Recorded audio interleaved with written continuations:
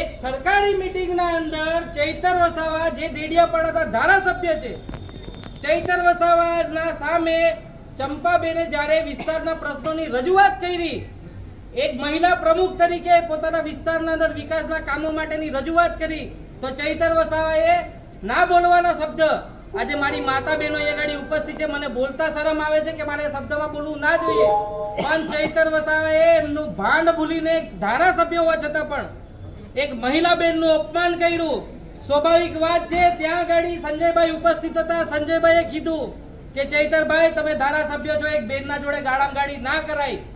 છતાં પણ આ ચૈતર વસાવાને તમે હંમેશા કોઈ પણ જગ્યાએ જોયું હશે, ગમે તેવી ભાષામાં વાત કરવી, ગમે તેને મારી દેવું, તરત જ ગુસ્સો આવતા સંજયભાઈને એમને ફોન છૂટો માર્યો. ત્યારબાદ પ્રાંત અધિકારી શ્રીએ ફોન કર્યો પોલીસ સ્ટેશનમાં, પોલીસની હાજરીમાં આ સંજયભાઈ જે આપણો આદિવાસી દીકરો છે એને છૂટો ગ્લાસ મારી દેવામાં આવ્યો, ગમે તેવી ગાળો બોલવામાં આવી, બહાર નીકળીને એમને મારી નાખવાની ધમકી આપવામાં આવી અને પોલીસે અટકાયતી પગલાં લીધા. ત્યારે ચૈતર વસાવા આખા સમાજને અને આખા ગુજરાતના અંદર એવું કેવડાવે છે કે હું આદિવાસી દીકરો છું, મારા જોડે ખોટું થયું.